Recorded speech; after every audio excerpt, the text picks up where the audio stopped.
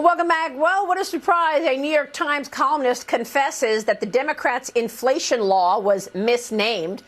Gail Collins says, quote, "I'll admit that the Inflation Reduction Act was perhaps not the perfect name for this bill. But what a moment for the presidency," she writes. She goes on to describe the bill as the country's first big step toward combating global warming. Joining me now is North Dakota Senator Kevin Cramer. He's a member of the Budget, Banking, and Armed Services Committees, and we're happy to have him back. Senator, it's good to see you this morning. Thanks so much for being here. Thank you, Maria. Good to be with you.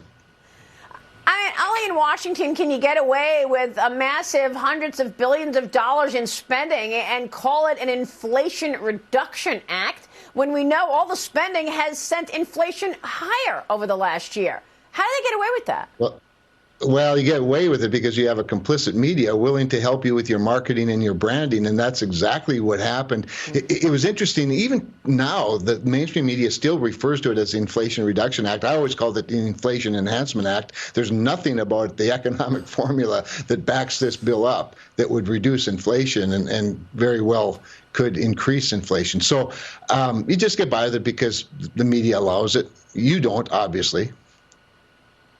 Well, Senator, look, even former Obama economic advisor Larry Summers has been trashing this president's policies and all of the spending from the Democrats. Larry Summers is now warning against student loan forgiveness.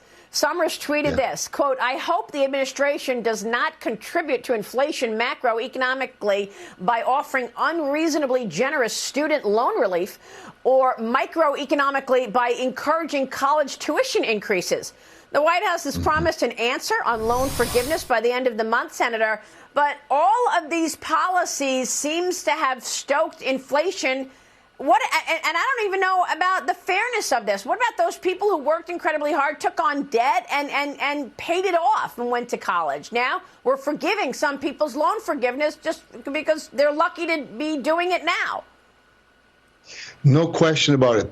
The loan forgiveness suggestion is really, in my mind, would create so many perverse incentives, starting with, to Larry Summers' point, the increasing of tuition costs. This is what an oversupply of money in a low demand market creates. It creates inflation. So right away, if you gave every kid in America $1,000 to go toward their next semester of college, the price of college goes up $1,000. What they ought to do, if they want to spend $10,000 per person on forgiving student loan, they ought to just buy several thousand copies of Dick Armey's memoirs or pay for a supply-side economics course, and the whole country would be much, much better off than simply flooding this economy with more money and then creating these perverse incentives. Because already, Maria, if you look at the statistics of freshmen who don't finish college, but they take out student debt in order to experiment with college, if you start forgiving that first $10,000 for people, that just enhances these reckless decisions. We ought to have people making more thoughtful decisions, applying good economic principles as well as their personal circumstances. And then you have both fairness and you have a much more economically literate electorate.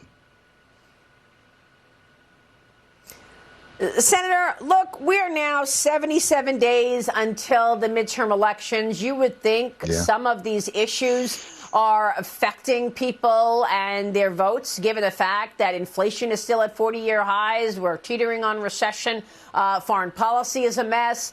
What are your thoughts in terms of the Senate races? And should the Republicans have a bigger gap in terms of winning? Well, we'd always like to have a bigger gap in terms of winning. You always want to have both the lead and the momentum. But we don't, politics isn't in a vacuum.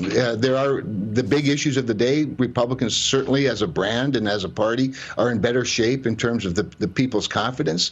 Senate races in particular tend to be one candidate at a time. They are not necessarily in a vacuum, but they're less subject to national waves. But Maria, I believe that there will be a wave. I believe that wave will usher in a major majority in the House, and I believe that it's going to carry our Senate races as well. But people, as we get past Labor Day, when people really focus on these things, if the economy is not better, if inflation isn't better, and I don't see how it can be much better, I just don't see that that this is going to be a good year for Democrats. I'm very confident in taking control. Yeah. Well, it's a good point. Maybe the focus becomes clearer and we get more clarity after Labor Day. We'll certainly be talking about that then and have you back. Senator, it's great to see you.